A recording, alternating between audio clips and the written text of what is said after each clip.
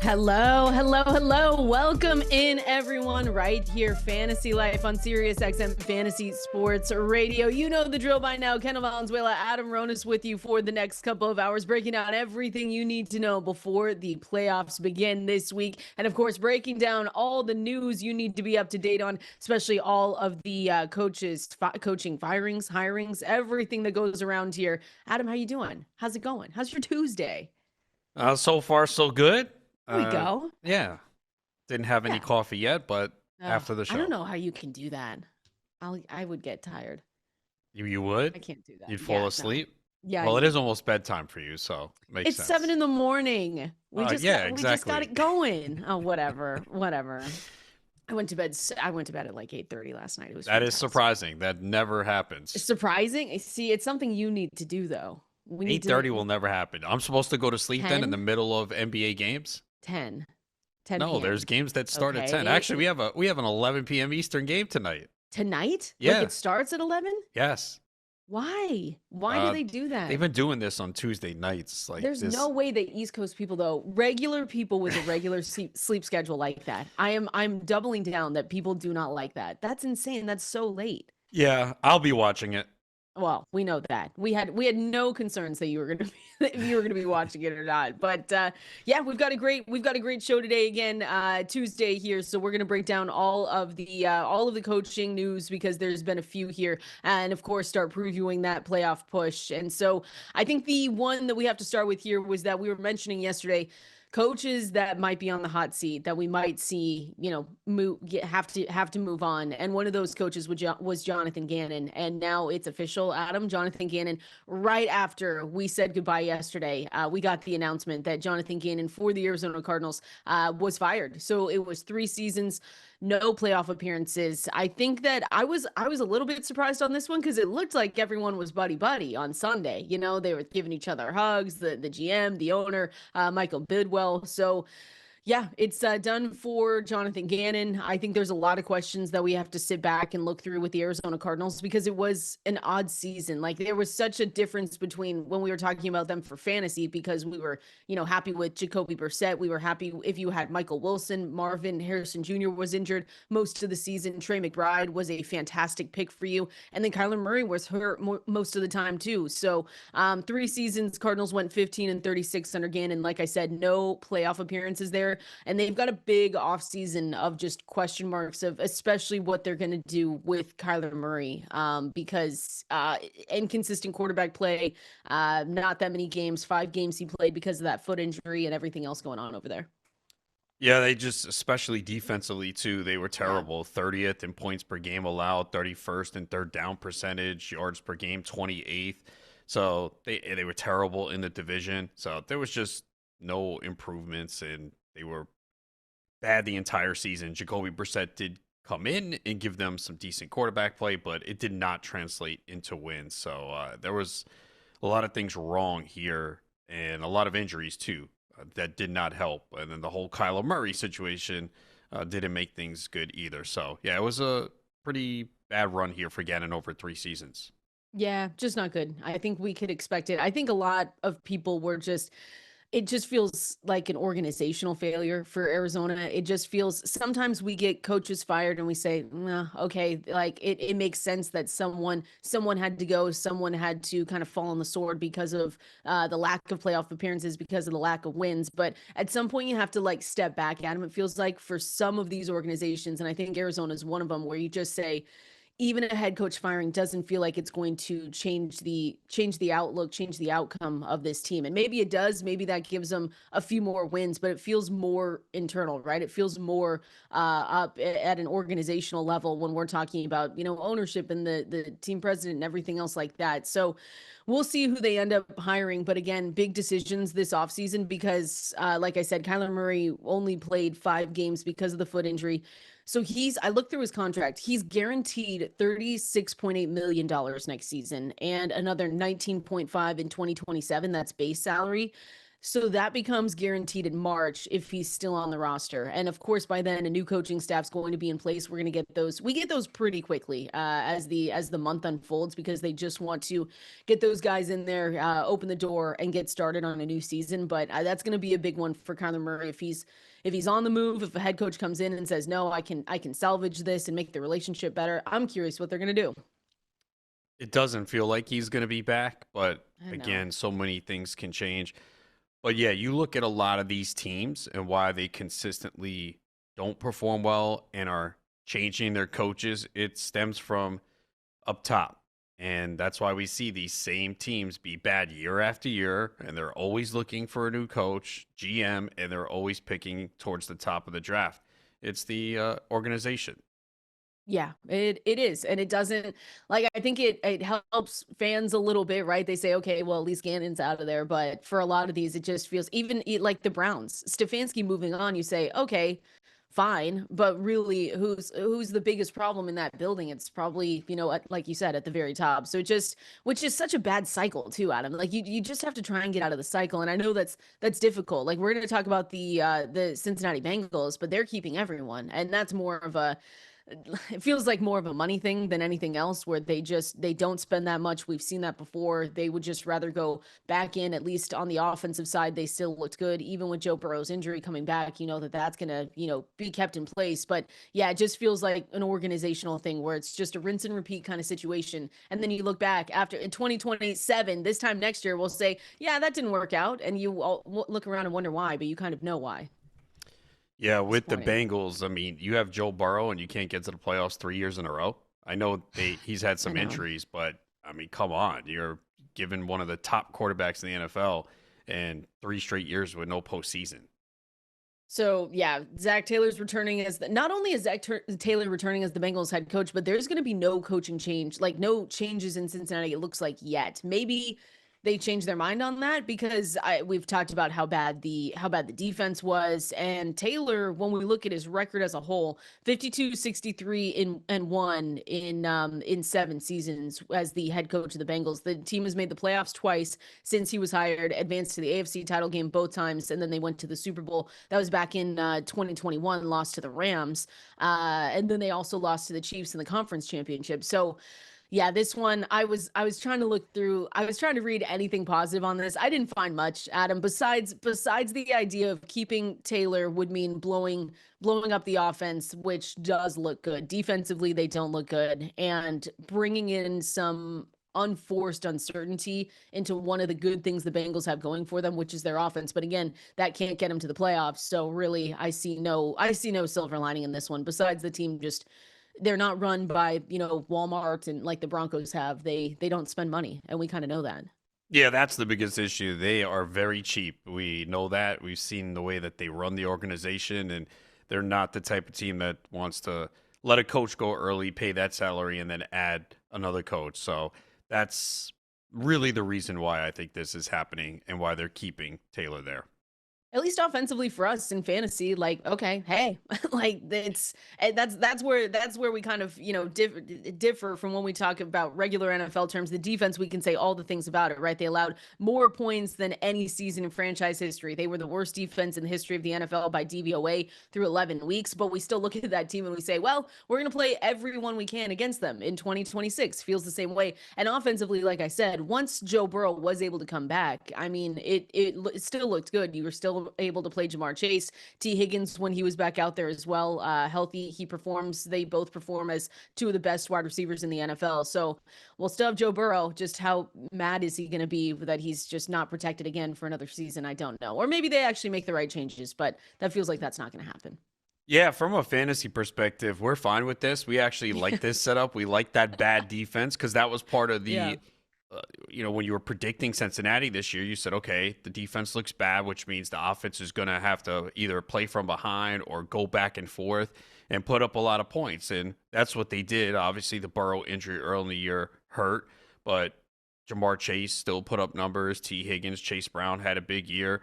So from a fantasy perspective, we were fine with it. But Bengals fans certainly are not Yeah, happy not with fine what with they've been it. getting. Ugh, sorry, Bengals fans. I would be, because it's the same thing. At least when we talk about Josh Allen not having weapons, he's still going to the playoffs, right? It's just something we still see. With Joe Burrow, it's like, oof, this is not. Again, I think you can fall back on the idea that they have an identity, they have a franchise quarterback, and somewhat proven structure offensively that is a recipe to help them win. But when you can't have it in all phases of the game, you're going to have a season like this year, and it was disappointing. But again, for us in fantasy, sometimes we like having consistency among head coaches because then we kind of know what we're going to get. But there's a lot, I don't know, Adam, there's a lot of questions, like not only for the coaches, but we've got a lot of quarterback questions this offseason too, like Kyler Murray and where he's going to go, where we're going to be able to draft Justin Jefferson, knowing that they're going to go back to JJ McCarthy. There's yeah, a lot of uncertainty. And the quarterback class, like we've mentioned coming in, isn't the greatest. It's not the best class that we've seen. So if you have an organization, if you have a team like maybe the Las Vegas Raiders looking around and saying, well, we're just going to go and draft someone, that doesn't necessarily mean well for our, Brock Bowers shares for 2026. Yeah, I mean, usually there is a lot of questions every offseason and no different this year. And it does Yeah. impact fantasy, the coaches, the systems that are implemented, the type of offenses. And that's why you need to pay attention to this year round, not just, I think too many people just take a break and disappear for months. And I think that puts you behind. That's why we're here, right? They Exactly. can they can hang out with us all off season. It'll be fine. They'll be up to date on all the news. They'll be excited to know that Adam Ronis has a new defensive coordinator, or will have a new defensive coordinator, because Matt Eberflus has been fired after one season. Talk about rinse and repeat, Adam. This is your fourth one, right? For Cowboys' fourth defensive coordinator firing in 4 years. Yeah. Yeah. They keep How you changing, and feeling? How the you doing? defense still stinks every year. Maybe this will send them back to the playoffs, right?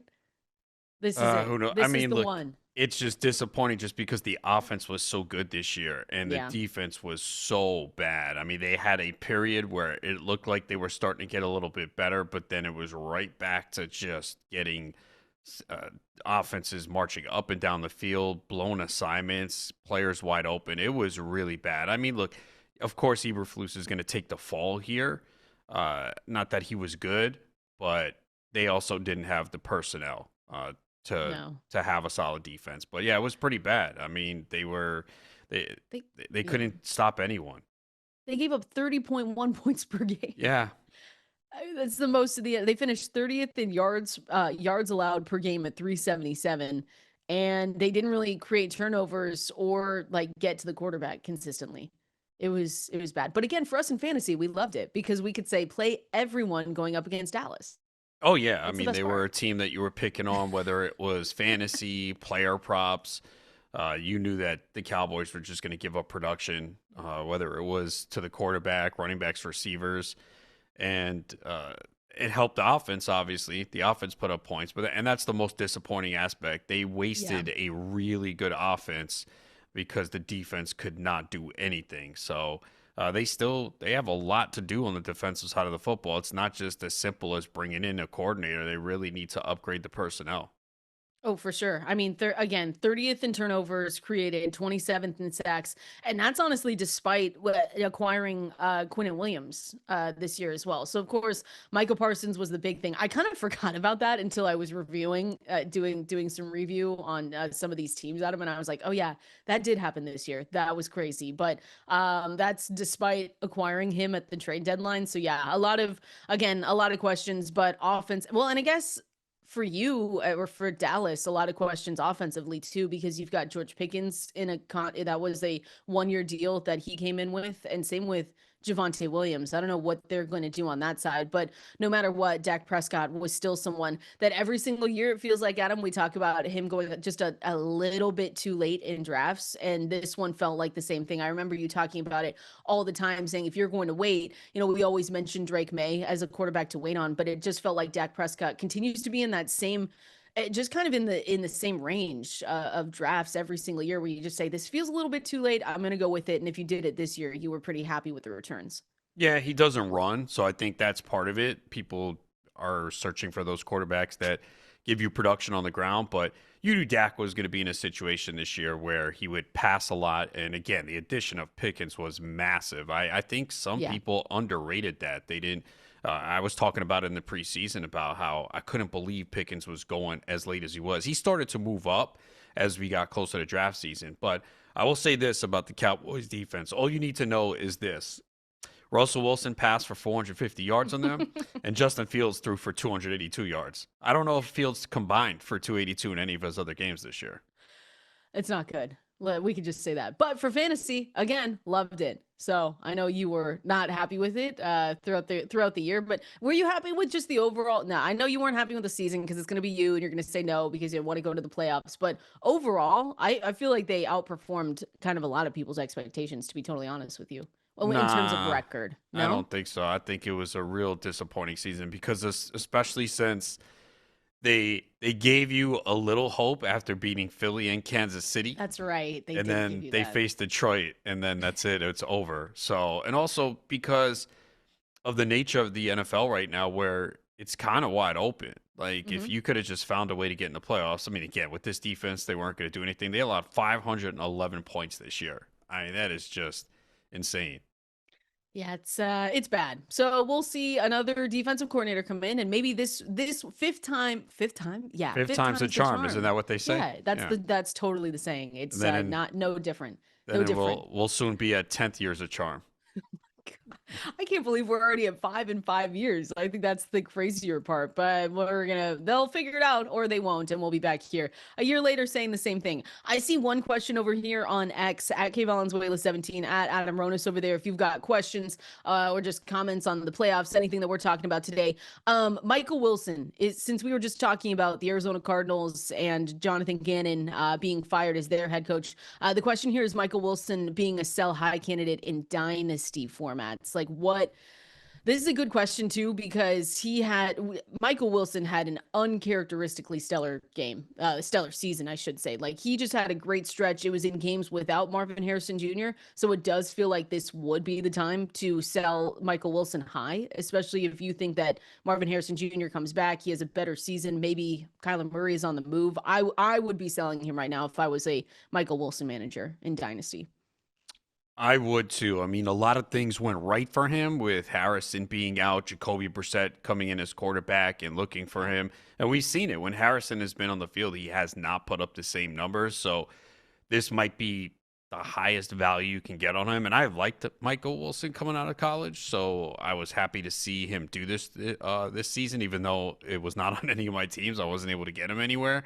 But yeah, I think this is a situation where maybe you look to capitalize on it. I mean, look, he's still young. Yeah. He's 25. He'll be 26 in February. So it was a great year. But again, you have to look at the context of it. And a lot of it did come with Marvin Harrison Jr. sidelined.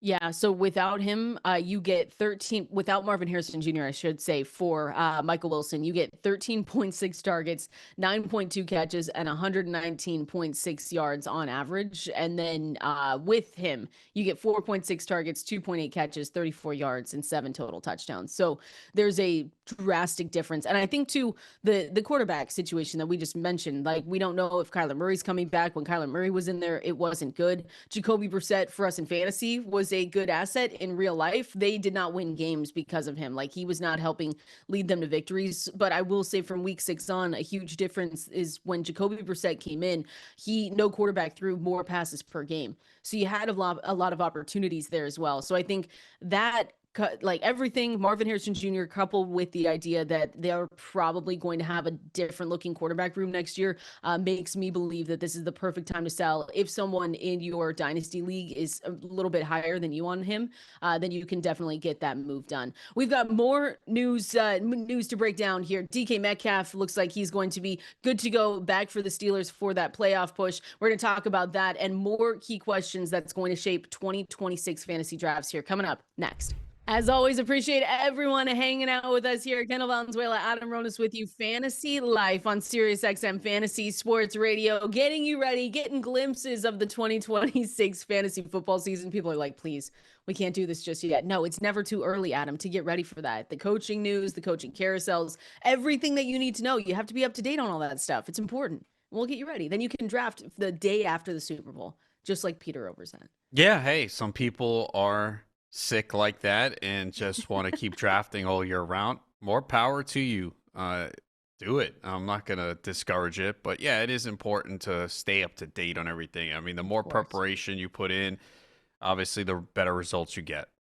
Yep. And like I say, always fantasylife.com. That's where you can go and subscribe to that newsletter, 100% free. So that's where you want to go. I saw a question about guillotines and when we're going to put our, when we're going to create our league, Adam. So we need to do that. We have to make a couple though, because you don't get, it's not 12 people. So if you guys want to experience guillotinies from guillotineleagues.com, that's where you can go. But it's just a playoff format. So you only get to draft guys in the playoffs. You have no bench either. So you can't draft JSN. He's the guy I keep going back to. You can't draft JSN and hope to put him on your bench so that you can make it through 1 week and just play him the rest of the way. You can't do it. But guillotinies are live. We'll tweet out some leagues, Adam, some guillotine drafts, so we can do that, and so I can beat you. So there you go.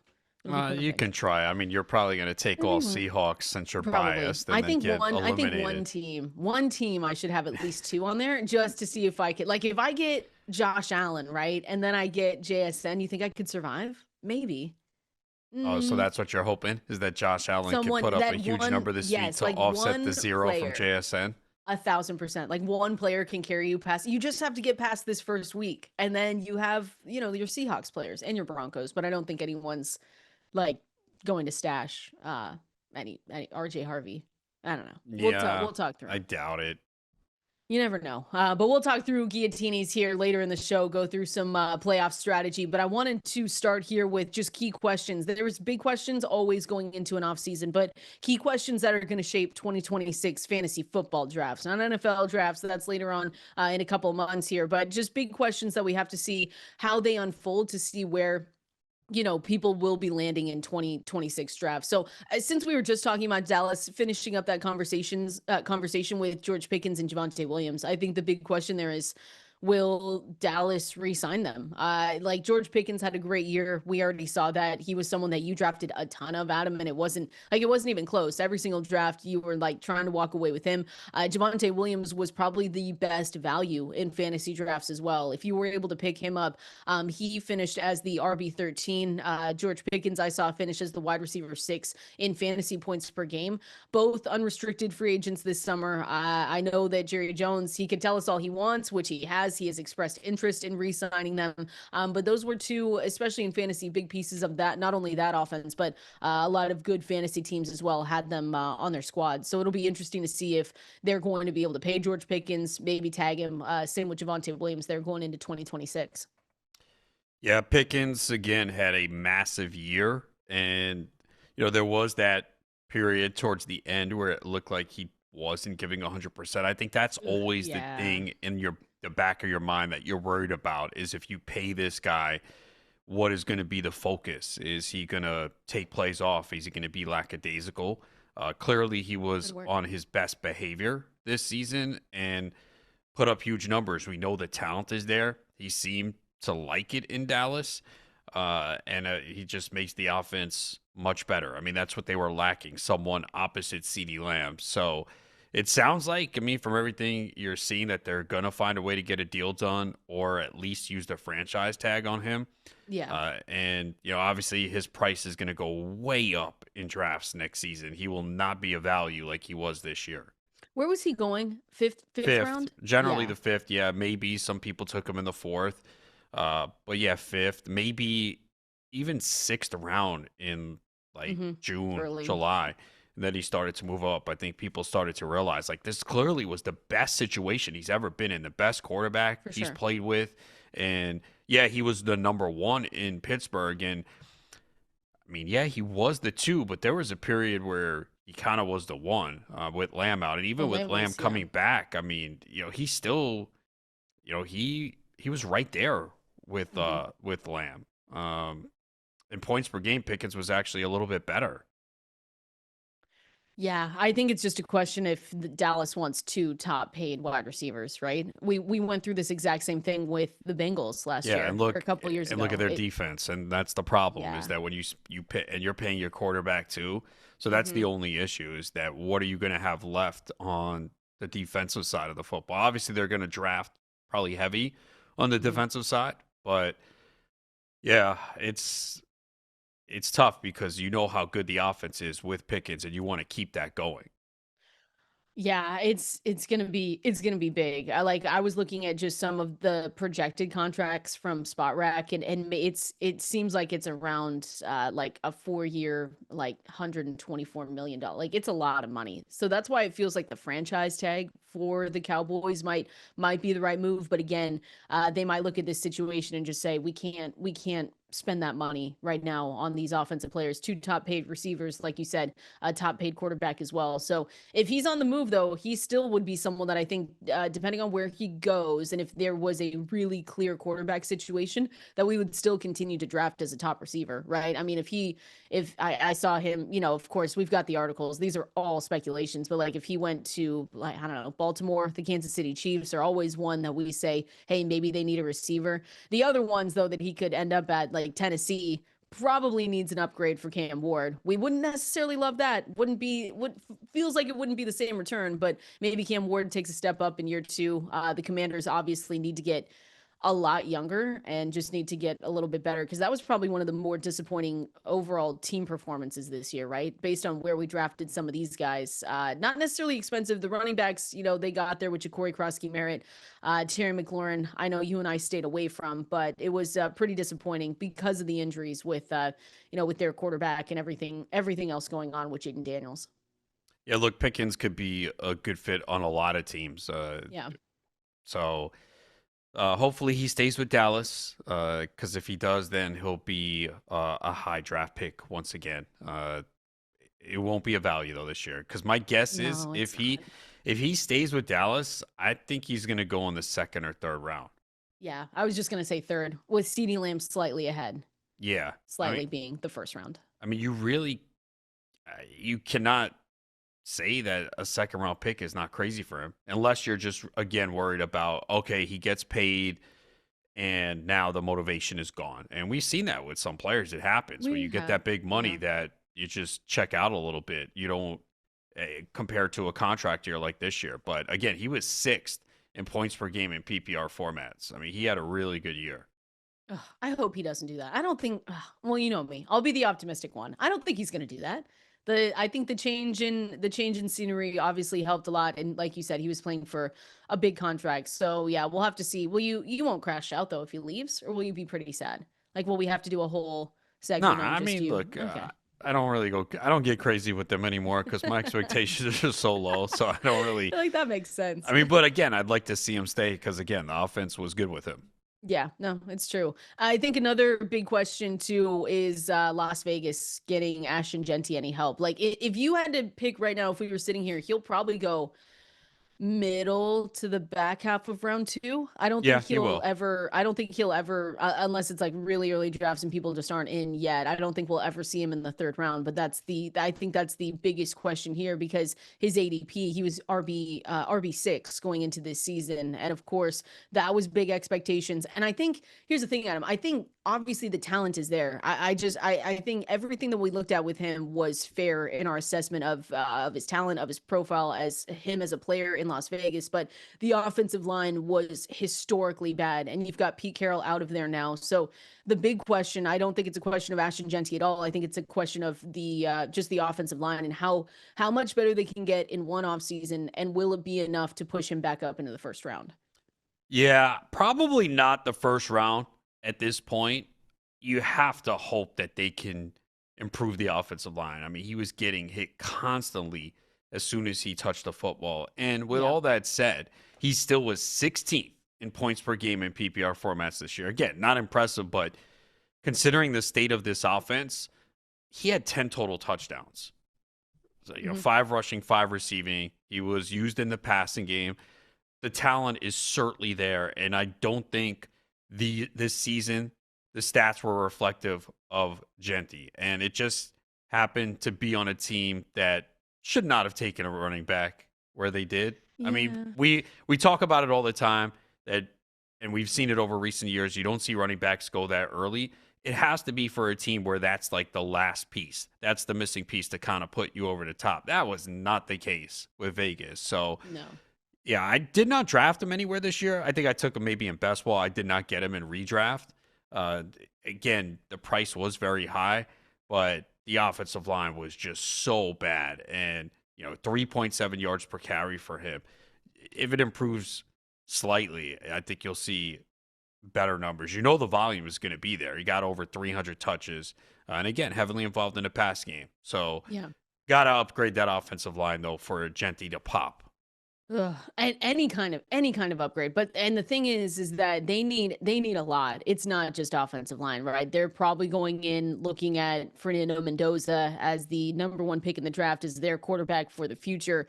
Offensive line, like we just said, needs to be a priority. And two, they'll get a last place schedule for 2026, so that helps a little, right? If we're looking at the positives here, I think that this was, like you said, the floor for Ashton Jeanty, though. Like this is probably as low as expectations can get for him, and you still, like you said, he still put up what, RB 17, which again, it's not good when you compare it to where you were drafting him to where his ADP was. It's just not good. There's no good way to paint that, but at least he showed talent and he displayed, the ability that he could be one of the best running backs in the NFL down the line. Not right now, but down the line, I feel like he has the ability to do that. So we'll have to look at the offensive line and see what happens there. Feels like we're going to say that for a lot of teams, though, Adam, but especially the Raiders. They were just, it was so bad. And just who they're going to bring in as head coach. I saw who's the betting favorite, Flores, to come in as their new head coach with Tom Brady there. Saw that yesterday. You never know. Yeah, Maybe Tom will come in there. Yeah, maybe he comes maybe he back could and be plays their quarterback. I mean, Rivers Oh. came back. Why can't he? Why can't he? Well, I think, because he's an owner, right? So what? Just get rid of it. I don't know. In the contract, it might say that you can, literally the one team you can't come back I for think they'll is, make an exception for Brady. that would be incredible. And if anyone could do it, it would probably be Tom Brady. So don't hold your breath, but maybe that's what it looks like now. We're just kidding. But it will be interesting to see what happens when we're looking at, Ashton Jeanty for 2026. We're going to continue on, though, continuing through more of those big questions for 2026 and going through the playoff power rankings, where we're ranking some of these teams as the weekend gets closer. We're going to do that here coming up next. Fantasy football is life, and this is Fantasy Life. Kendall, Valenzuela, Adam Ronis with you on this Tuesday morning, getting you ready for the playoffs. And it's just one of the best weekends, Adam. And we've got college football Thursday, And Friday. yeah. And then playoffs Saturday, Sunday, Monday. Yeah, a nice it's a good 5-day weekend. stretch of football here coming up this weekend. So fun. At least I wish ASU was in the playoffs, but You had a nice run last year. Yeah, last year.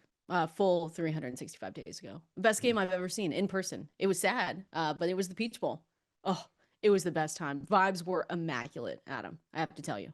I'm sure. We were just happy to be there. And then all of a sudden we were like, wait a second. Could they actually do this? Oh my gosh. This is random now, but that's what we do. Best sporting event or best game you've ever seen in person. Ooh, I've seen some pretty good ones. Really? Probably, yeah. I've seen a lot of good postseason baseball games for the Oh, Mets, that's true. believe it or not. I was at that Nice. Todd Pratt walk-off homer game. Ooh. I was at Bobby Jones's one-hitter in the playoffs against the Giants. I was at a World Series game, but I don't want to talk about that one That's okay. because they lost. We'll leave that one. Well, yeah, you notice how I'm not saying any Mariners postseason games that I've been at. Those haven't been in. Those aren't in the conversation. Yeah, I They've haven't. been to good games. Yeah, no, I've seen a lot of good baseball games I've been to. Yeah. I haven't been to as many football games. And That's 'cause we same have to with work. I did go to a good basketball postseason game, Knicks Bulls in the 90s. Oh, nice. John Starks put up a massive game, and the Knicks actually beat the Bulls in that game. But yeah, I don't get to many basketball or hockey games. It's very The basketball expensive. the basketball one is surprising to me because I know that you like, or at least betting on basketball, but I know you like basketball as a whole too. It's just surprising. Go to your ticket guy. Tickets are very expensive at Madison Square Garden. It's not easy. Go up to the nosebleeds. Even when the Knicks were bad, it was expensive. And now that they're actually good, except for this 4-game losing streak, but that they're very good. The tickets are even more desirable. So I'm gonna have to go to Brooklyn and catch a Brooklyn Nets Okay. game because Is that as long bad? as they're I looked as long as they're not playing like a top tier opponent, like the Lakers come in, tickets very expensive. But if you just Okay. go to an average team, it's not as pricey. So I'll do that. I'll Okay, get yeah, out to do a that. Brooklyn Nets game soon. Yeah, do that. Oh, I love live sporting events, but you're right. Those are expensive. Oh my gosh. Like the parking and everything or whatever. I take it back. I did go to a good postseason baseball game. It wasn't mine Oh though. yeah, that's right. It was This the year, Dodgers. didn't you go Yeah. this? I went Yeah. to that 18 innings and it was the walk-off from Freddie. It got to a point though where it's like, okay, that was my third postseason game I attended, and all three of them went into extra innings. I'm not going anymore Nah, you until it's should, the because World Series. I want you to go to a game and it's like 27 innings. No, it's been, You'd I fall mean, come on, asleep though. no, I didn't. I stayed the whole No, I'm time, saying two if it was 18 inning 27 games. innings, you definitely would fall asleep. I think once it got to 19, I would consider leaving because then it breaks my streak of 18 inning games, Yeah, right? I would. 19, I would say, I'm good. Thank you I so hate much. leaving any sporting event early. Like But I at just some don't. point, you have to draw No. a line. No, like it could If be we're 12-2 working, in the 8th inning and I don't leave. it was midnight, 12:08, and I remember looking at my dad and being like, "Does this like do we stay?" And we said we had to stay, so of course we were, but I didn't get home till like 2. Well, It was okay. I awful. mean, I felt like you. I don't know how you work midnight in these midnight conditions. is like, hours after your bedtime. So with you it's different. Like Midnight yeah. is not well, oh, hours, yes. I thought you meant Yeah. minutes after my bedtime. I was like, No, "No, hours. it's we're losing like 4 hours of sleep." It was yeah, but that was a good game. Anyway, I don't know how I got us here, but and I have no easy transition to get to the playoffs. The playoffs that we're not attending, but my team is in, so maybe I could that would be fun. Talking about expensive though. Any NFL game feels, unless you're, rooting for bad teams, but the playoffs. Oh, if you guys are going, if anyone's going, listening to us, let us know. Send us pictures of this weekend because that will be fun. If I asked you your top 3 in a playoff power ranking right now, your top 3 teams in the playoffs, how would you assess that? Who would be your top 3 teams? Yeah, it's so difficult right now. I'm still Because kind of working on it, it's but yeah, open. I would Yeah, say if you're asking me now, I would say damn, I would say Seahawks. I don't know if I could In put no order, or oh, would you put just the the top Rams? 3 teams Well, would you that I put the Rams at 1? Because I've seen a lot. I've gone through 3 power rankings articles just across different platforms, and I've seen the Rams at 1 twice, and then the Seahawks at 1 and one other one. So it feels like those 2 are at the top. Yeah. Look, I think the Rams certainly have the ability to. And I think if you're looking to at like playoff fantasy football, and if you think the Rams can get to the Super Bowl, that gives them 4 games. So that Hmm. helps. Yep. Getting Devontae Adams back is big for the offense. Uh, Stafford has experience in the postseason. The special teams is a concern for them. That's Hmm. been a Yep. problem for them this year. And they didn't play well down the stretch. But we've seen that before. You could just get into the playoffs and turn it around. So I do think the Rams would be one of them. With the Seahawks, you know what the concern is. It's Sam Darnold. I don't I know. care. I I know they know. won this past week, but he didn't do anything to help them win. That first drive where he had Charbonnet open in the flat, didn't even attempt to throw to him, and then took a big sack, and they came away with no points. Hmm. I He understand. made some throws that weren't great. Again, he didn't turn it over, but that was like the perfect recipe. I mean, can they do that for 3 straight games? I'm not sure. I mean, everything else they have, their defense is great. They have a really good running game. You have JSN when you need a big play. It's just Darnold in a big spot. I think if we had more confidence in Darnold, I think you'd see way more people on the Seahawks. I think people are just worried that, okay, what's going to happen in a big spot, tie game, or they're trailing? Can Darnold get it done? And I think most people are going to say no, Oh, that they don't I trust know. him. I know. I trust him. Just because I have to, right? As a Seahawks fan, I have to instill faith in him. Listen, and it's valid questions. And I think if you're playing in any playoff format, that's what you have to be careful of, right? But it's really JSN. If we're drafting players on that offense, it's JSN. And that's really it. I mean, I don't think you need a streamer on AJ Barner as tight ends. I think there are other good tight ends in this playoff race that you can look at. But yeah, Sam Darnold, I think he's gotten over the hump mentally, right? That I think that Thursday game was big for him. Going up against the Rams, he had those two awful turnovers and was still able to help lead that team to a win. But again, it gets a little bit different and the lights get a lot brighter when you're on that stage, when you have the number one seed and when you've, gone a week without playing. And then you get to come in, you say, we only have a handful of games to make it to the Super Bowl. So I'm with you. I would still put the Seahawks at one, a little bit biased there, but I think the Rams at number two they're right there, especially with Davante Adams coming back. I think that's a huge part of that team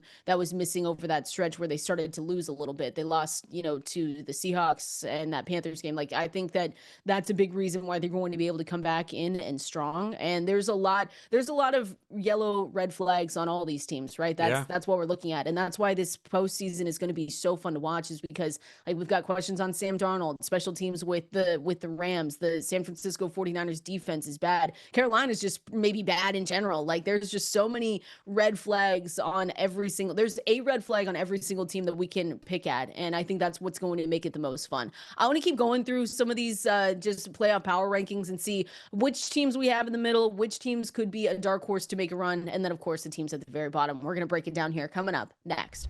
Going through the playoff power rankings that start on Saturday, and it's going to be a great week of football because, again, we've got college football games out on Thursday and Friday, then 3 days of the NFL playoffs. So we already kind of talked through maybe number one or number two, depending on who you are, maybe number three or number four. I don't know. We talked about the Rams and the Seahawks, though, probably being one of the top two teams up there. Okay, if you go further, though, off the top for you, this is where I think there's a line, right? Where's Buffalo? Is Buffalo closer to 7 for you, or are they closer to 3? Because I saw one that had number 3 being the Jacksonville Jaguars, number 4 being the Denver Broncos over at CBS. And I don't know.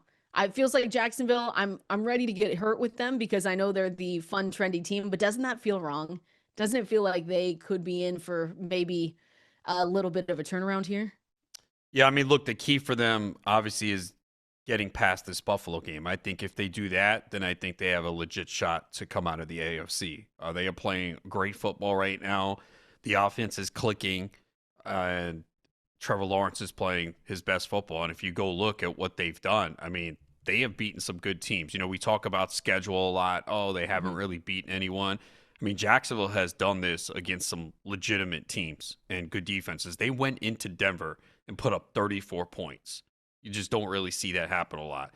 Even against the Texans, they did lose back in Week 10, but they put up 29 points on the Texans. So I do think some of those came on special teams, though, or defense, because Lawrence did not have a big game passing-wise. He only had 158 passing yards in that game, but they hung with them. So, yeah, the key is, though, Buffalo, and Buffalo is the wild card. I mean, they have Josh Allen, right? But really, that's it. Like, you cannot be impressed with what Buffalo has done this year. They don't have enough in the passing game. We've been talking about it a lot. They don't have that go-to receiver. It's a struggle. So you're relying on Josh Allen to be a hero and James Cook, too. You need James Cook to have a big game, and you're relying on those two. Even the defense has some injuries and some question marks. So Buffalo is really, you're just looking at their past and their pedigree and Josh Allen. That's how you're boosting them, because you cannot tell me, looking at this team, that this is a great team, because it's not. No, it's a great team with Josh Allen on it. And we talked yesterday about him putting on, the Superman outfit and just going out there and being a hero for them. And I think that that's something that could happen for this team, to be totally honest with you, because if anyone can do it, well, we look at all the quarterbacks that are out there right now in this playoff push, like Josh Allen could be that guy. Same with James Cook. Like, James Cook's been tremendous on the ground, but there are, like we said, huge issues with this team. I think I'm on the side though that I think they can get it done. 7-6 for Josh Allen in his playoff career. 4 of those 6 losses though are to Patrick Mahomes. I think they know that there's a window open right now where you're not having to, when you don't have a Patrick Mahomes, when you don't have a Lamar Jackson, a Joe Burrow in the playoffs, you kind of know that this might be your time. And so I think that they're feeling the heat and the pressure, and I think that they can come away with it too. So I know the run defense has issues. The wide receiver group is a mess. We could go out there, Adam. I don't know. Maybe we should they call us up? I think they should call you up maybe and get out Well, there. look, You say that you're fast. So. yeah, I am. Okay. I don't know. I don't know if that'll help in this case, but and also I think the other guys are way faster when you do a comparison. Oh, okay. But good to know. People keep saying that about no Burrow, Mahomes, Lamar Jackson, but this is a weak Bills team. This is not the typical Bills team we've seen in the past. That's what I'm saying. I think they could don't you think they could get it done? Because if they were facing Patrick Mahomes, I think everyone would say, yeah, this doesn't matter. But I don't think doesn't matter. I don't think this Bills team is good. So that's the problem. You could say what you want about, well, the field is weaker, but so is their team. And they also, under Sean McDermott, they haven't won a road playoff game. They're 0-5. Yeah. No, yeah, I think the seed might be a little bit hot there if they can't get this done. Because what a year to be in there though, because we've said how wide open it is, right? We've said that hey, every single team here is going to have a little bit of an issue, but that'll be the game of the weekend, don't you think though? Buffalo. Yeah, on paper it should be Buffalo, Jacksonville. Yeah, it should be. Hopefully it lives up. No, it'll live up to expectations. I think it'll be the one that a lot of people are waiting on, myself included. We're going to continue breaking down these games for the weekend, but first it is time for that Fantasy Life Water Cooler. All the news and notes that you need to know here, we're going to break it down next. This is Fantasy Life, and this is the Fantasy Life Water Cooler. All the news and notes that you need to know and get up to date on right here and at fantasylife.com as well. Just like that newsletter you can sign up for. All of our articles are 100% free. We've got a mock draft, Adam, because the grind never stops with Matthew Friedman. We've got his first mock draft out of the season. Should we see what the Dallas Cowboys are doing in that mock draft? No, probably not. I don't want to make you sad. We know it's probably going to be defense. Yeah, probably. I can look it up. Everyone can go and look it up though, because it's the first mock draft of the season from Matthew Friedman again at fantasylife.com. Where are you picking this year? Where are you? 12th and 20th. Oh. Yeah, linebacker. That's what he has you getting, right? Yeah, now. And then 20th and edge. So, yeah, I mean, it's pretty clear that they're going to be heavy on defense once again. Hopefully it works out this time. And congratulations, Las Vegas. You get a quarterback and you get Fernando Mendoza. So again, this is the time to just be looking around. We're going to get ready for the NFL draft here coming up. But Matthew Friedman has his first mock draft of the season live at fantasylife.com. And we also have Guillotinies live. So fantasylife.com for the articles, guillotineleagues.com for the Guillotinies. If you've been wanting to play in a guillotine league, this is really fun, high pressure situation, Adam, because you only get a couple of weeks to go through to the Super Bowl. So you're only drafting players in the playoffs. You have no bench. So you have to be very careful with who you are picking up because you want to try and get through to the Super Bowl. So get some of your friends, get some of your family. We'll tweet out a couple of links. We'll do a couple slow drafts here, but they just have to be completed by that Saturday game. So make sure you get those done here. But we'll be tweeting out some links. You can play against Adam and I, and I'll beat Adam should we put a coffee bet on it or something? A Folgers bet? I mean, I've been beating you in like every competition. In what? Name two. The chop. No, that doesn't count. How does it not count? You sent Paul Charchian on vacation that 1 week so that I couldn't count my win. So you just have excuses for every time you lose. I'm just saying, it was nice. He went to the Caribbean. He said that you paid for it. I would not do that. You need a beach vacation. That's what we need to be doing. Yeah, hopefully next month. Oh, really? Yeah, it's not finalized yet, but that's it's in the works. Where are we going? You're taking everyone, right? I mean, Tim, everybody. Brian, Ani, myself. Yeah, everyone is welcome to come. You just got to pay your own way, but you're more than welcome to come. Okay, sounds good. That'd be nice. Vacation sounds great. But anyway, guillotineleagues.com, that's where you can go and sign up for those. Fantasylife.com is where you can get those articles and just message Adam for the details on his vacation. And that's where you can get all those details as well. We're going to be We're going to be breaking down, like I said, news and notes to know.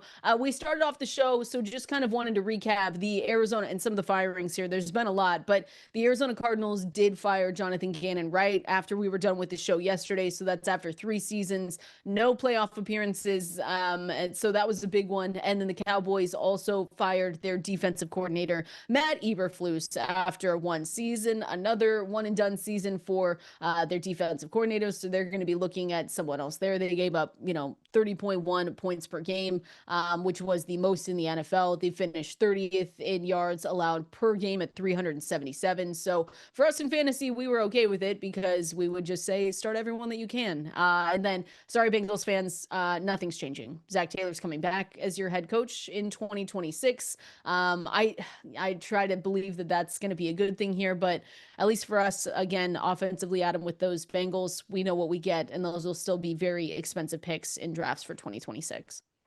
Yeah, they will. Jamar Chase, T. Higgins, Chase Brown. Again, fantasy-wise, it was great. You want to get a healthy full season of Joe Burrow. That would be nice because it's always something with him. As good as he's been, he just misses a lot of games. And, that was tough this year. If you had him in a super flex league and you drafted him in the top 6, which is where he went, and then he gets injured right away. But he just misses time. I mean, 2 of the last 3 years, he has not been able to play a full season. 8 games this year, 10 in 2023, and then even a lot of off seasons, he usually has some issues going on. So right now he's healthy. Let's hope he can have a healthy off season.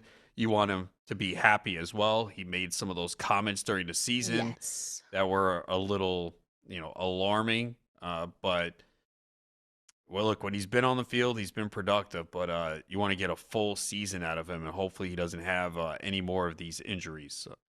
Yeah, I think if we're looking at positives, right, he came back a lot quicker than I expected because I thought the timeline was mid-December.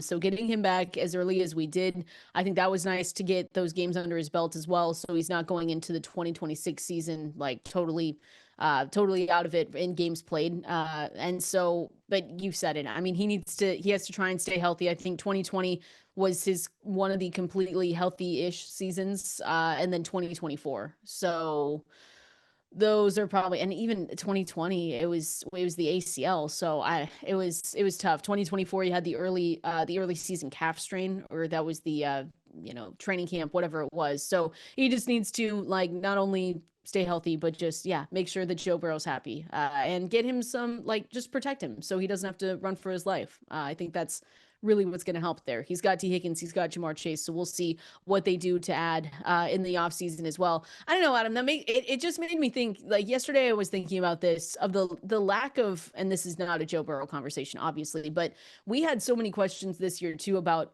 Justin Jefferson saying, okay, we believe that he is quarterback proof, and at some point in the season, he wasn't. The lack of quality options for teams in need of a quarterback going into this next year is going to play a huge part in where some of these ADPs are for guys like Justin Jefferson. I think Garrett Wilson is another one. When was the last time we saw Garrett Wilson? He still plays football? I think, was it not week 8 or maybe earlier than that? He went down so early and he was just kept out the whole time. I think didn't he come back for 1 game and then get hurt again? Yeah, he came back for 1 game, but I don't think he had a reception. I think it was the Browns he came back Cleveland? for. And then he has double zeros. They have him as playing against New England, but he has nothing. No targets. I don't know. But yeah, Cleveland. So really it was week 6. Yeah, so he came back for the Cleveland game. He had 3 targets, did not catch a pass. Yeah. Did he appear in the New England game? I see zeros across that, so I thought he did, but yeah, I don't see. Could be totally wrong. I think he came back for 1, if I'm not mistaken, and hurt the knee again. So either way, awful. And he started out well, right? You had 3 games of 19 plus, or no, 4 games. He had 4 touchdowns plus in his first 5 games, and then he had the terrible game in Denver where the offense was abysmal, and that was the game I believe he got hurt, and then he missed time, came back November for Cleveland, had 3 targets, no catches, and then that's it. So it really, as bad as Justin Fields was, it was not a bad start for Garrett Wilson at all. Yeah. I mean, just the Boom. Denver game was a disaster. Yeah. Denver was awful. He had 4.3 fantasy, but it was awful overall for that whole team. Yeah, that game was. I mean, we've 3 seen a lot of receptions, bad 13 games this yards. year. That was one of That the was worst. horrible. That was 3 receptions off 8 targets, mind you, Yeah. and 13 yards. No, as a whole. But I Well, mean, we he kind of started knew, off like, well. going against the Denver defense, that it was going to be a problem for Justin Fields. I mean, he was coming off. They faced Dallas the week before. Right? Yeah. So you go yeah. from Dallas to Denver. You talking about two opposite sides of the spectrum when it comes to defense. It's just one of those things though, where if you're looking for quarterbacks, it's going to, again, we don't know what's going to happen, but it's going to be interesting to see where some of these teams land because Justin Jefferson, I feel like we just know that it's going to be McCarthy, that they have to give him, don't you think they have to give him another year? Because of how many injuries he had this season, the lack of a full season for him. And I know that Vikings fans might not want it, but it feels like that might be the direction they go. Justin Jefferson was unplayable though with McCarthy there. Like, where is he going to go in drafts? Second round? I think Middle? he's going to go in the second round. I think people will I still think he has to. take him based on the talent and hope that they can get a rapport going in this offseason and the preseason. Again, you did see McCarthy did get Jefferson the ball in this final game. I know Green Bay was playing for nothing, so you do have to take that into account. But they've got to figure this out. They have to find a way to get Jefferson the ball. I mean, what happened this season was unacceptable, man. You got to find a way to get your top guy the ball. It's bad. And if that is how it continues, again, of course, we've seen turnarounds and we know that Justin Jefferson is talented because we've always said quarterback proof, right? It doesn't matter who's in there. We had the same conversation 2 years ago when it was just a question of, okay, who's going to be in there? But this one where you had a stretch from weeks 12 to 15 where you probably just said, I can't do this anymore. And you probably benched him probably even sooner than that. But that was the stretch where he had 8 or fewer fantasy points. You're looking at 8.8, 2.4, 3.1, 4.2. That is awful. You got more points probably from your bench players in some areas.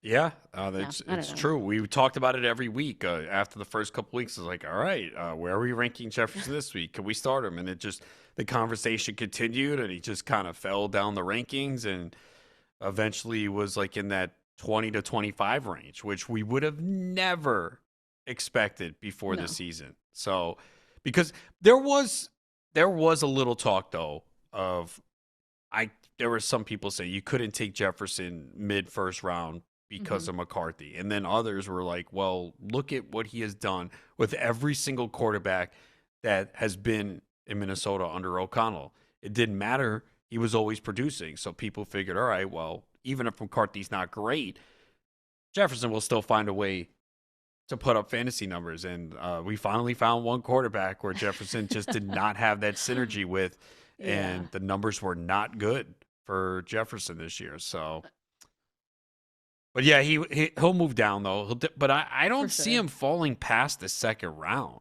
I just don't. I don't either. I don't. Whether you agree with it or not, I'm just saying if you find yourself in an early draft, you're going to see Jefferson go in the first 2 rounds.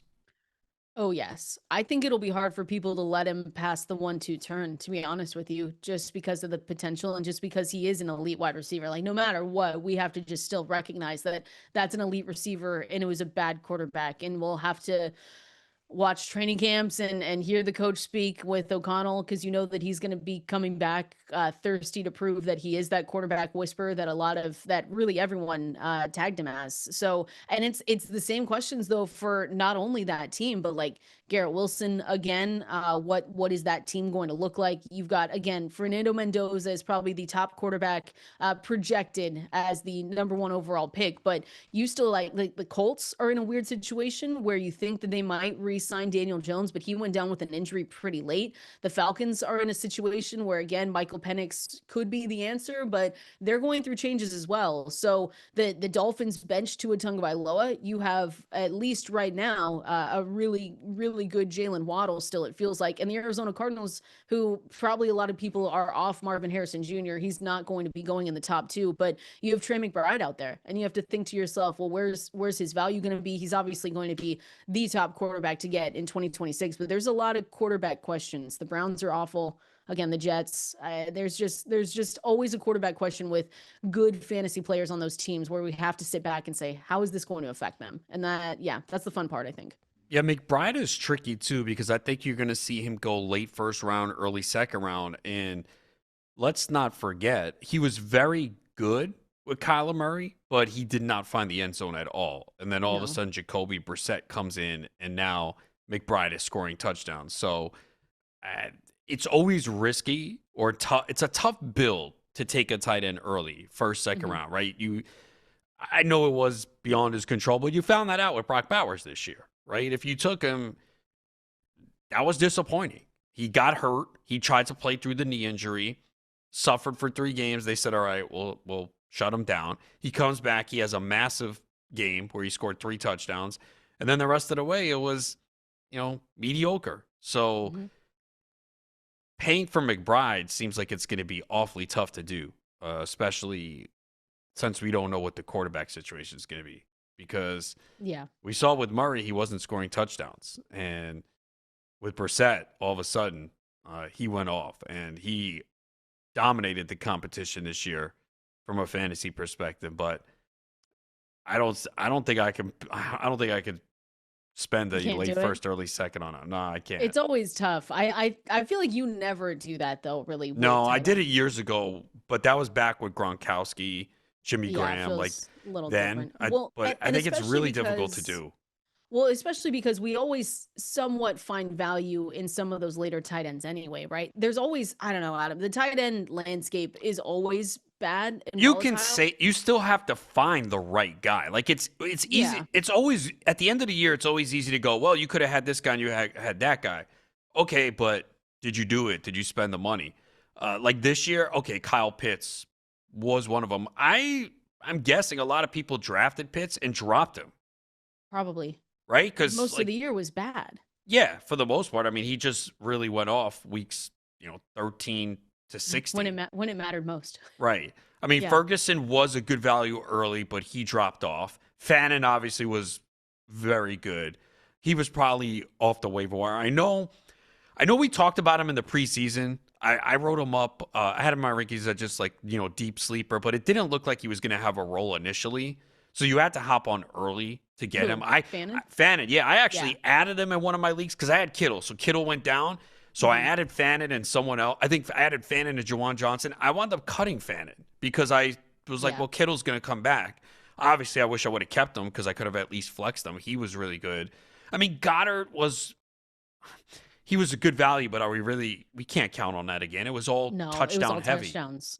But like my thing is though, when I say getting later tight ends, like you look at the tight end 10 in overall fantasy points, the tight end 10 was Dalton Schultz. And the thing that separates the tight end 10 and the tight end 3 is 20 fantasy points. Yeah, it's not a lot. Yeah, in a per game basis. It's not a lot. Yeah. It's the top 2. And really, it's not even the top 2 because like you said, Trey McBride had over 100 points more than Kyle Pitts by the end of the year. Then, you had Tucker Kraft, who looked like he was on a path. So that was a tough injury. I mean, Laporta got hurt. Kelsey underperformed. Well, I mean, I don't know. It depends on your perspective. I mean, I didn't want Kelsey. I mean, Tyler Warren got off to a really good start and slowed down. Quarterback play was a factor there. Dalton Kincaid, once again, couldn't stay healthy. You could have pieced it together this year, too, right? Darren Waller had a couple stretches where he was good. Juwan Johnson. Colston Loveland towards the end. I mean, Loveland's going to just rise up draft boards. I mean, he's going to be a highly sought-after tight end next season. Definitely. And hate to break it to you, but the 2026 free agent quarterbacks are not good. I think you kind of knew that, though. Yeah. We might have to wait and see if, like, big quarterbacks are on the move, like Kyler Murray, if he is on the move. Lamar Jackson, there's been rumors about that since last year, right? Or was that 2 years ago now? With Lamar Jackson, that offseason where they said that he could be open to a trade and no one really wanted it. Like we're just gonna have to wait. But the free agent quarterbacks, not necessarily great. Again, Daniel Jones, we'll have to watch where he is in his return when he comes to that injury, but not necessarily great names. Oh, Kenny Pickett. There we go. Russell Wilson. Oh yeah, there you go. Russell Wilson. He says he wants to play again. Yeah. So, oh, you know what? Malik Willis will be interesting, I guess. Because Yes, of course, that is true. Yeah. for us, I think he's one that we have to watch for just because of what he brings on the ground. But Malik Willis did have really good showings. He's old, he's 26 years old. He's older. But he got to kind of show off his skill set. So maybe if he goes somewhere, we'll like him. Yeah. Aaron Rodgers. Oh my gosh. There's a lot happening right now. Like we'll just wait and see approach. But again, of course, you can go to fantasylife.com to follow all of the updates from, again, the coaching carousel that's going on right now, all of the news that you need to know across the NFL. We're going to continue on here going through, speaking of fantasy football, let's finish things up with the awards and talk through the awards from 2025, where some of these players are going to go in 2026 drafts. We're going to break that down here coming up next. Hope everyone's having a great start to their Tuesday or morning, afternoon. I guess it just depends on where you are. What are you eating for lunch today, Adam? Tell I'm the not good people. sure yet. Oh. You did bring up pizza, which sounds like a great idea. Good? Sounds delicious. What are you having? I don't know yet. I have a little leftover. I made salmon last night, so I have a little leftover. I had salmon last night too. Hey, look at us. BFFs. That's why. So, but I don't know. Does that sound good for lunch? Yeah, it kind of does. Pizza sounds better though. It does, yeah. You could walk and get a slice. You're living the life. No. Oh no. There is a pizzeria which in walking distance, but I never go there. The one I like to, I drive. So. Okay. All right. That sounds delicious. Good weather? No. Cold. I haven't checked. I think it's cold. I've been saying I haven't said this, but the last couple of days I've said, you know what? It's a little cold in my house. Really? Have you turned on the heat? No. Oh, come on. What have you done? Just gotten another blanket? Nah, just, I didn't even put on extra clothes or nothing. I just was like, it's a little cold in here. That's all. Something I usually don't say. Oh my god. That's 38 degrees right now. It's going up to 41. It's cloudy. Oh, 41's not bad. High 40s though the next few days. That's not bad. Lovely. I'll take With that. some sunshine? No, it looks like I don't see any sun. Oh, till it's okay. Thursday. Well, that's why you're getting ready to go on a trip. Go to the beach. Yeah. Everyone can meet you there. Again, if you're going to Adam's house, though, just bring a blanket because it's freezing and he doesn't turn on the heat. Aren't you charged for the heat anyway, though? No, I don't. No, I don't. That's the other part. Like people might be like, "Oh, you're cheap." No, if I use the heat or use it all day long, it doesn't change because it's a part of maintenance fee. So See, it's not about that. I just don't like heat. Yeah, that's crazy. Gives me like a headache. Warm. Okay, well. Just like there's a lot. I used to have a friend who lived in the building and they lived like one floor above me, and they would often ask me to come upstairs to hang out, and their heat was on all the time and it was so hot. So I'd be like, all right, I have to go up with a short sleeve shirt. I can't wear it. It is too hot. Shorts. Yeah, too hot. I can't deal with that. And then there are some buildings where you cannot control the heat and it's insanely hot. Yeah, that would be crazy. That would drive you nuts. No, I can't deal with it. Yeah, that's crazy. So anyway, in case people were wondering how Adam likes to keep his home, it's freezing. So bring a blanket if you decide to go over there.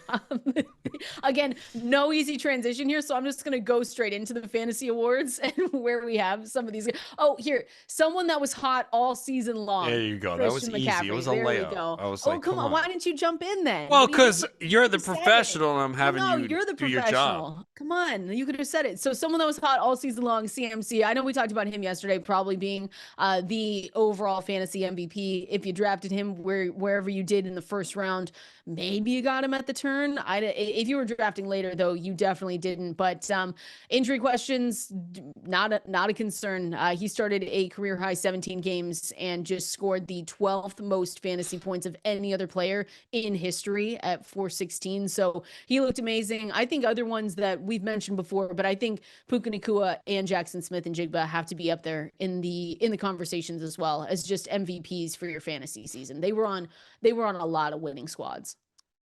I know he didn't have as many points as those guys, but Trey McBride has to be in the conversation, sure. Right? Like, I have to think a lot of people with McBride won fantasy championships. We talked about how he just dominated the tight end position. So I know he didn't have as many points, though, as, a McCaffrey. And McCaffrey, again, was not the first or second pick overall this year. You got him a lot later. So, but yeah, McBride, to me, was a massive difference maker at the tight end position. I think Bijan Robinson deserves some love too. Like I think Bijan, for what it's worth, I know you've said before that he is like the best running back in the league right now. And again, when we talk about fantasy points, it wasn't as much as CMC, but I think Bijan Robinson, especially down the stretch, was just having such impactful games that I think he deserves just a little recognition with MVP too. I think I can see him going, depending on how much people like Jahmyr Gibbs, like I do think Bijan will be really close to the 101 next year, if not the I think 101. I think he'll be one. I don't know if we'll get a consensus one next season. I mean, we'll see how it plays out. For me, he would be my one. I think some people would take Gibbs. I think Puka could be in there. I think probably those three. I don't maybe Chase. Maybe some people go back to Chase because with a healthy Burrow, the one thing with Chase is he did not score a lot of touchdowns down the stretch. Like the last 2 games, he had 3 total touchdowns, but he went from October 16th and then didn't score until December 28th. And that was with Burrow back. So he's certainly capable of going back to, 15 touchdowns if he has a healthy Burrow. I mean, look, if you look at, this year and last year, his numbers were similar except for touchdowns. Mm-hmm. Yeah. Right? I mean, he had 127 catches in 2024, 125 this year. Yards went from 1708 to 1412. Again, Burrow only played 8 games, and then the touchdowns went from 17 to 8. So yeah, I think he'll be up there. But I would go Bijan. If I had the one pick I'm drafting today, I'm taking Bijan Robinson. I still don't even think we've seen the best of him. Also, he'll have a new offensive coordinator. We'll see who they bring in. And Tyler Allgeier's a free agent. Maybe they don't bring him back. So, I mean, I think it's Bijan for me, especially Bijan is going to have a season of 20 total touchdowns. We have not seen it yet. Like everything else is there. Like he averaged 5.2 yards per carry this year, close to 1,500 yards. He's young. I think he has a season where he can get, 400 touches. We haven't seen that yet from him. I think that could be next season. He gets it done in the passing game. So, he had 15 total touchdowns last year. He only had 11 total touchdowns this year and still finished. I was just looking at that. Yeah, it's crazy. Yeah, because Allgeier took a lot of the, at least late in the year. Early goal line work, though. Yeah, late in the year, they started to really focus on Bijan more. If you look down the stretch, like he started to get these bigger workloads. Down the stretch, he had 27 touches, 23, 27, and then 18 the last game. That was like his worst game in weeks. But he gets it done in the passing game, on the ground, and just watching him, the cuts he makes, the way he avoids tackles, and he turns 24 this month. Yeah, he's young. I mean, he's the one pick for me. And that's, 7 touchdowns on the ground is crazy because he had 14 in 2024. Yeah, that's like rushing touchdowns, and that was compared to, now the touchdowns were up in receiving touchdowns, but he only got 4 there as compared to 1 in 2024. So 15 total touchdowns, 11 this year. So he just seems like one that's just going to continue. Like you've said that though, continue getting better. We'll see who they hire as their head coach. We'll see who they bring in as their offensive coordinator. But it feels like the one that's going to be pretty close to the 101 consensus throughout the year. I will say too, you were just talking about Ja'Marr Chase. I think if we had one of the most improved fantasy players, where we were talking at the beginning of the year saying, oh my gosh, this is so bad, this is going to be one of the worst picks, to turning it around a little bit, Chase Brown, running back for the Cincinnati Bengals, feels like one that could be there. I know there's a few, like Trayvon Henderson did turn things around. Chris Olave, I think, is one of the best value picks, but he could also be one of the most improved players for people too. But I think weeks 1 through 8, he was RB25, Chase Brown was. And then weeks 9 to 17, he was RB4.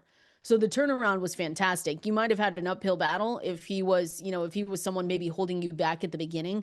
But I still think that, based on everything we saw from him, he was the one that turned it around the most in 2025. Yeah, I was only able to get him in one redraft league because if you remember, like his price was high. He kept rising. So one of my drafts, I think I had picked 9, and I said, I don't have any Chase Brown, and I want him because this could be a really good year. So I took him in the second round. And were you hitting yourself like, Yeah, why did I do for a this? while I was like, oh boy, because it was not good. And then, he obviously, as you alluded to, from week 8 on, I mean, part of it was Samaje Perine going down. Perine was taking a lot away from him early because one of the appeals of Chase Brown was, well, he's getting all the volume. He's on the field all the time. There's no one to take away from him. And we saw Perine starting to play more snaps, taking some of the passing work away. Then he got hurt. That's when Chase Brown started to go off. And Perine still was involved when he came back, but they still went heavy Chase Brown down the stretch. And, the thing with him, too, is like he's not a guy that gets a lot of carries on the ground, but it's the passing down work and, the touchdowns, too, at least late in the year, because he wasn't scoring many touchdowns. He had 3 total touchdowns going into week 14. 3. That's insane. Right. Yeah. That's crazy. So it really was a second half for him, but he did help people win championships because he had a great playoffs too. Oh yeah, week 16 he was RB1, week 17 he was RB3 total. Yeah. So if you had your fantasy season on the line, you were really happy with, again, the weeks 9, starting in week 9, really after their bye week, it really started because, I'll count week 9. Even week 8, he had 25 fantasy points. They had the bye in week 10. And then he just continued to give you really dominant performances week in and week out. And I'll say, would it be crazy to say that he flirts with round 1 ADP next year? Like, do you think he gets there, or do you think it'll be pretty close to where it was this year? I don't see him the going middle of the around second 1. round. I don't see him going around 1. I don't think it's going to happen. Middle of the second round. Yeah, I'd say if not the turn, close to the turn. Yeah, I'd say more second round is where you'll see him go. Yeah, a good season though, or a good. I could see him maybe going early second round, right? I mean, that's generally where he went this year, so maybe similar area. But I don't see him going in the first. It's a high scoring offense. Like, that's the thing we look at, right? It's one of those things where you say, okay, well, we know they're going to score points. Their defense is it feels like it's going to be awful yet again. So and maybe it'll be people, drafters, like you said, where you were at 9, you didn't want to let him go past you. And that was just a little bit past the turn, at 1-2 turns. So maybe that's where he goes. But again, a good end of the season, nonetheless, for him. And again, I think you can put Chris Olave in that same category as most improved, or just someone that outperformed his ADP. Travion Henderson, he improved, obviously, but I think it was in games without Ramondre Stevenson, right? And then even at the end, when Ramondre came back, it was still a split. I think this is going to be a big conversation in 2026 between Henderson and Ramondre, because he's still under contract. And I don't think you're going to get Travion Henderson cheap. There's no way. I think You think he's still going to be expensive? Yes, I do. We know how the fantasy players are. We see him break these big runs. We see his playmaking ability, and people are going to get excited for that. So, yeah, I don't think you're going to get him cheap. But he had 5.1 yards per carry, 9 total touchdowns, 9 rushing, 1 receiving. And this was a season where he wasn't even given the full-time workload most of the way, outside of when Stevenson was out. So, yeah, people are going to be excited for him. There's no way he's a bargain. But the idea of that would have to be, if people want him in that range, it would have to be based on an injury, right? Because they've shown us that they're not giving him everything. When Ramondre came back, it was a true split. If not even a true split, it was Ramondre as the 1A. So I mean, the last banking on an injury. No, the last 2 weeks though, so the game against the Jets, he had more volume than Stevenson. It's just 13. Stevenson happened to get 2 touchdowns and Travion had 0. And Stevenson was heavily involved in the passing game that week too, 5 for 55, and we thought that would be Henderson's role. Yeah. I'm just saying, I don't think the roles are going to change. I think they want him to be better in pass protection to get on the field. We said that all year. Right, but I mean, that's where he's going to have to step up. Yeah, it's going to – that was going to be tough. He's going to go – I think he's going to go in the second round of drafts.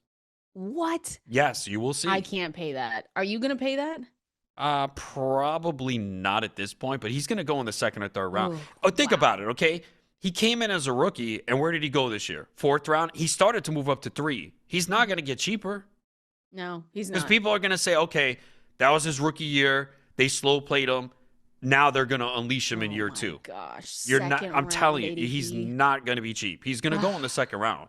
Wow. Let's see where some of these other players are going to go, because that's bananas, but I understand it because people will be really excited about it. I want to see where others think that maybe one Harold Fannin Jr. is going to go. What's going to happen with Kenneth Gainwell after this playoff push and into next year? We're going to break that down with more of those fantasy awards here coming up next.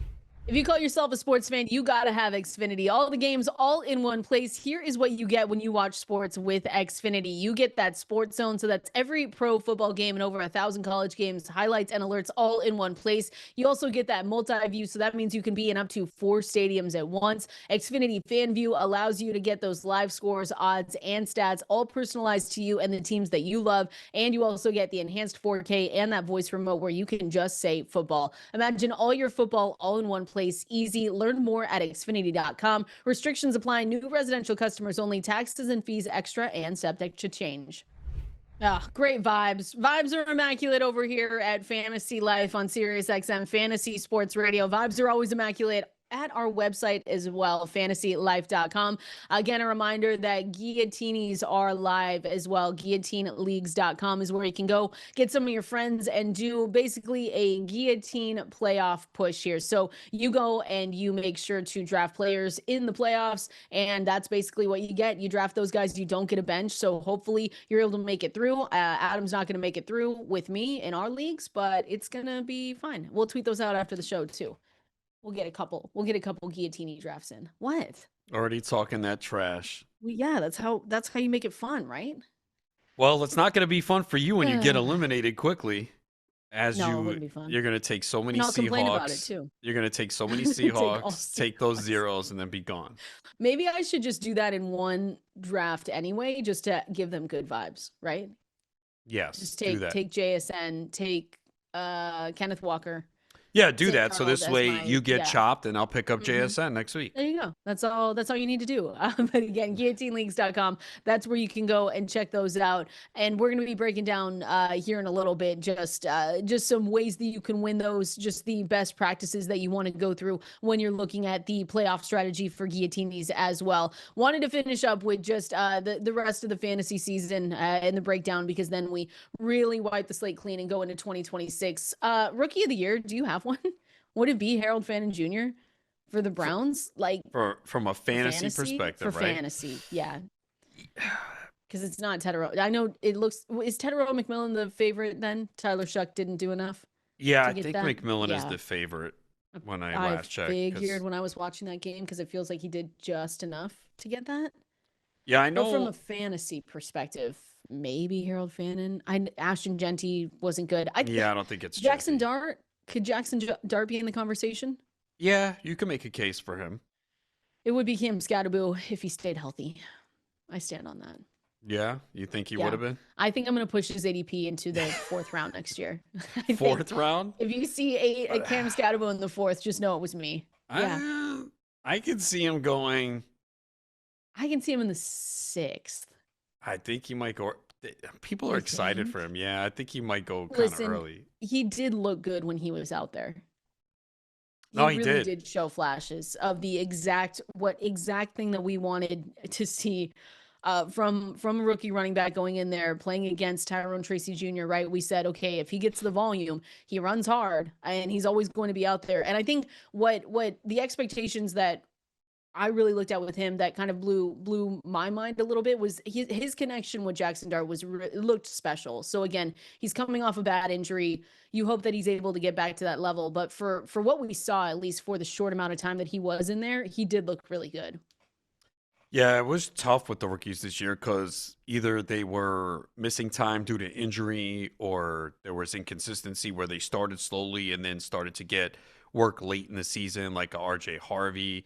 Tyler Warren started well, tailed off. Emeka Egbuka was great early, faded. So, I guess Fannin you can make a case for, especially since he was really good down the stretch. Even there were games early in the year, he was solid too with Njoku there, and then Njoku got hurt. So, Yeah, I think this one is kind of debatable. I think you can make a case for a few, but yeah, Fannin down the stretch was really, really good. Yeah, he was. Yeah, he was good. He was good enough. I think. I know that you said in one league that you just kind of dropped him to go a different direction. Well, I think because some people could have done that because he had well, the stretch. so because I had Kittle, Kittle got hurt, Yeah. so I picked him up, and then I think I had him and Jawan Johnson, and then I had Kittle coming back. I wound up cutting both Johnson and Fannin, and then had Kittle, and then of course Kittle hurt his ankle and I needed 2 points Of in these course. semis. Oh, So sorry about that. I forgot about that. yeah, it's one of That's not those great. seasons you hopefully you get when things like that happen. You hope that the next year the luck goes your way, right? Because that is Yeah, an you got element of luck. unlucky. Well, Yeah, we're, it was weird though because you were lucky during the season, and then when it came to the playoff push, you kind of suffered some awful losses, to be honest. well, no, the GST league I was definitely lucky to get in the playoffs. My team Yes. wasn't good. My home And league the team, super flex league that you were in. the team was yeah, I Well, you guess had Puka, I guess, so maybe I had that made Puka and a McBride. difference. Yeah. But your Yeah, but my quarterbacks were quarterbacks were. points. I mean, I appreciate Malik I don't Willis know how gave you me. do Yeah, that. that's the one I lost by .9. Quinshon Judkins, he did tail off though at the end and then got Yeah. his injury. So Yeah, he just the yards per carry were pretty bad. yeah. Well, it's a Because it bad looked like again, he was early working with on. a bad offensive line. Yeah, early on you were like, "Wow, this is amazing," and the people Mhm. who didn't draft him were like, "Oh boy, I messed up." But then after that game against the Dolphins, where he had 3 rushing touchdowns, he only had 2 rushing touchdowns the rest of the way, Yeah. and he wasn't involved in the passing game. He started to be the last 2 games before he got hurt. He had 8 receptions, but for the most part, he wasn't heavily involved in the passing game. So that gave him a low Yeah. floor where he was dependent on touchdowns. And the weeks that he didn't score touchdowns, it was like 6, 7.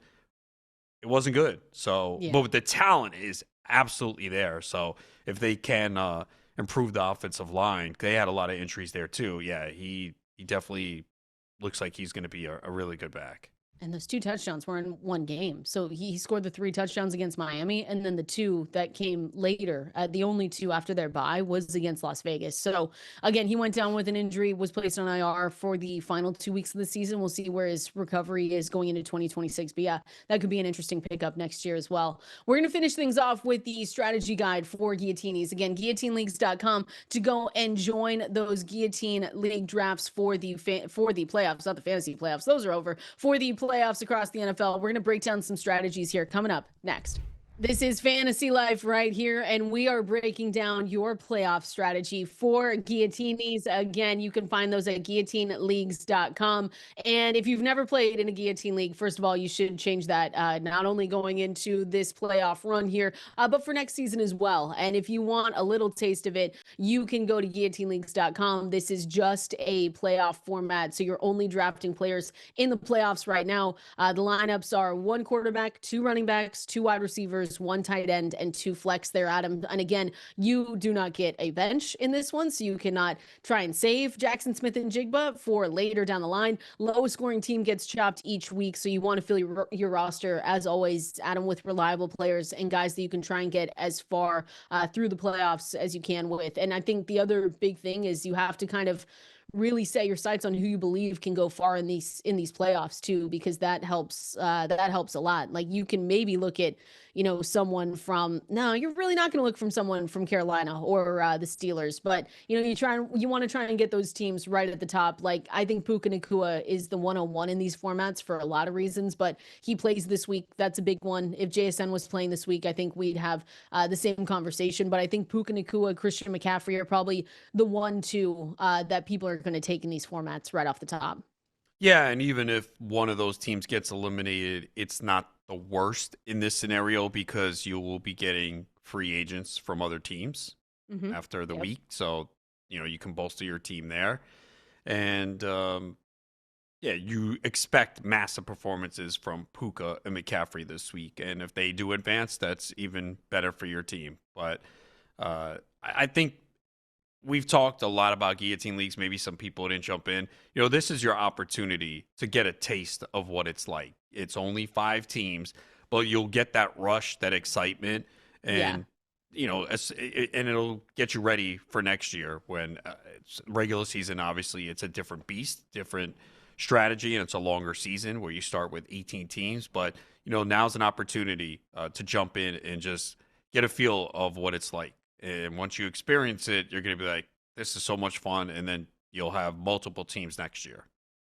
GuilloteneLeagues.com. That's where you can go. And it's kind of, it's really the same. So if you want a taste of guillotine leagues, but just in a shorter span, you can go play these guillotinies. I'll tweet out a couple of drafts that Adam and I'll do. But really, you don't want to finish last. You don't have to shoot for the stars because really, Adam, when you look at this, your team is not going to be the same team that you drafted at the beginning that you finish with at the end. We have a little bit of breaking news here that I just want to hit before we're on our way. It looks like the Commanders are mutually parting ways with offensive coordinator Kliff Kingsbury after 2 seasons. We talked about Jane Daniels earlier in the show and just how disappointing it was. Really a lot of injuries, but yeah, if you drafted like Terry McLaurin, he was way, way far away from his ADP this season. And it was just overall for the Commanders, not a great year. I wonder if Kliff's trying to get another head coaching job. Feels like he's in the mix for something. Yeah, that's probably it. But we've seen how that worked before. Yeah. Anyway. It was a really disappointing season. Look, with McLaurin, though, you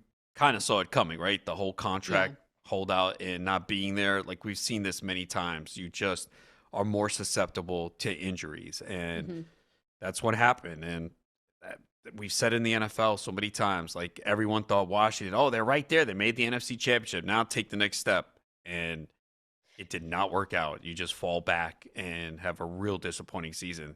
Detroit they also got rid of their DC too. The Commanders also got rid of their DC. So OC-DC positions open for them. Yeah, I mean, when you have that type of season, you see teams want to make these changes. And again, when you are there, you got to try and win it because you don't know when you'll be back.